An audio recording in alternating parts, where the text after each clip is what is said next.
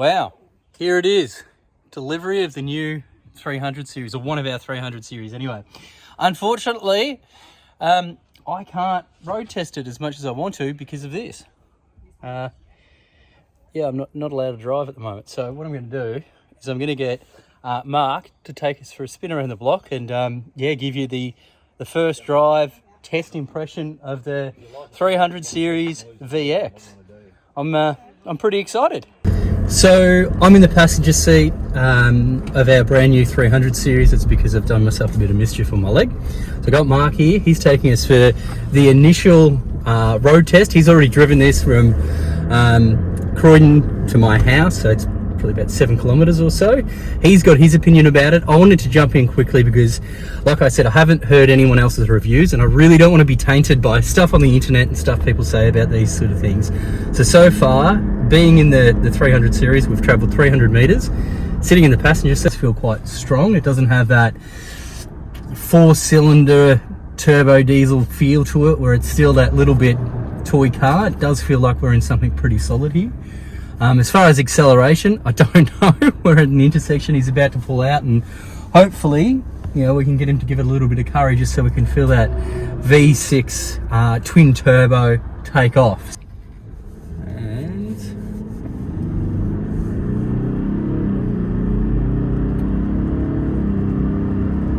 please obey all traffic regulations.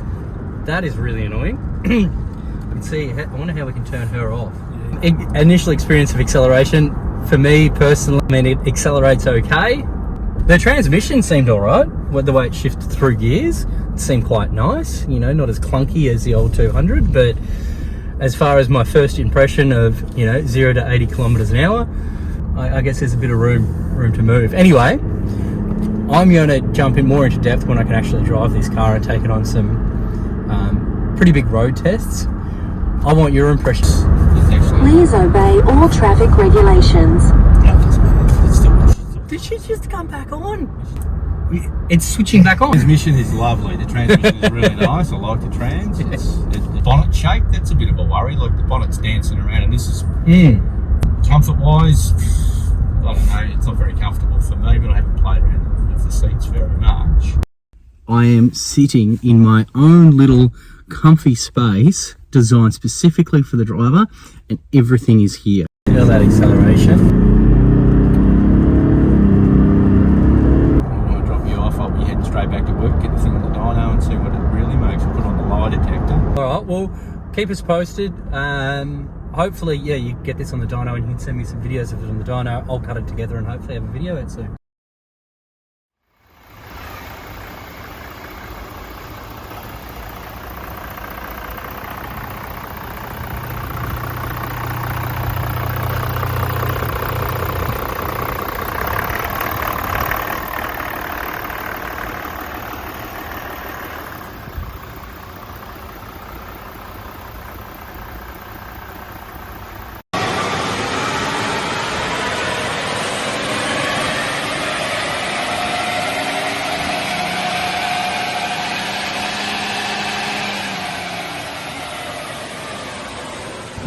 We've got our 300 series on the dyno.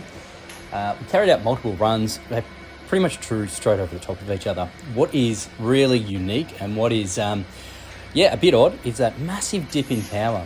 So you can see it's dropped about 35 kilowatts, going from, if we draw a line straight across here, where it should be 135 kilowatts, it's dropped all the way down to 88.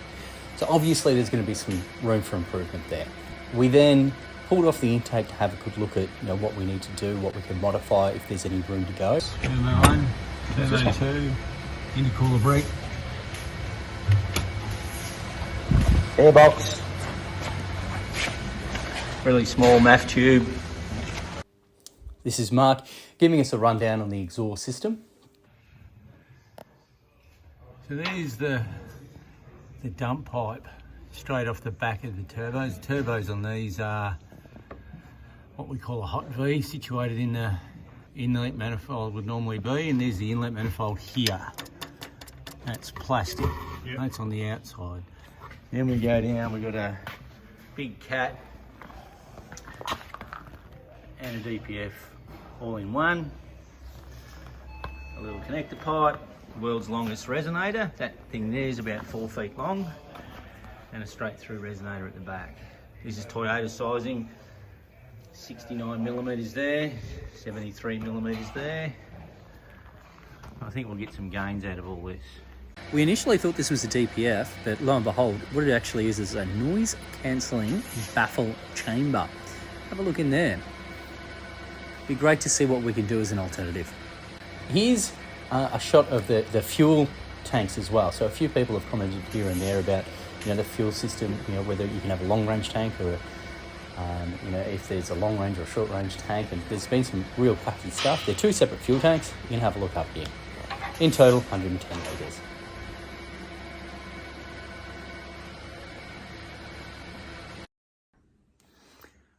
So hopefully I can get this mood off and I'll be able to drive the car and then give you some more feedback. The one thing I really want to know is how it behaves, you know, in suburbia, how it behaves up through some of the windy roads, you know, up around Mandaneyong and things like that, under brakes, acceleration out of corners. I really want to get my teeth sort of stuck into that and give you some real feedback.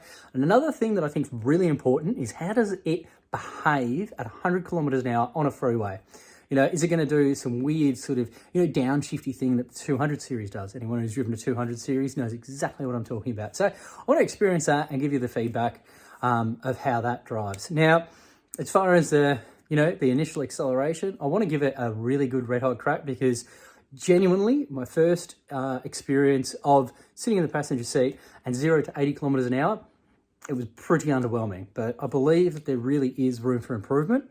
And I want to give you my feedback from me actually doing it and not just being, you know, a witness to someone else driving the car. I also want to give you feedback of how the car handles as far as the steering and how the car brakes. Now, I know it brakes really well because as we were pulling up to my street, we actually nearly went past it, pulled up, and the thing stopped on a dime. It was really, really, really good. So I want to experience that.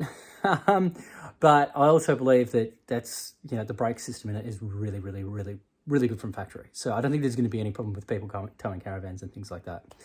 Other than that, please like, subscribe, follow. If you've got questions, if you want me to do something, if you want photo, feedback, questions, you know, I've tried to go through this video and scour the Facebook pages and everything that people have asked as far as questions.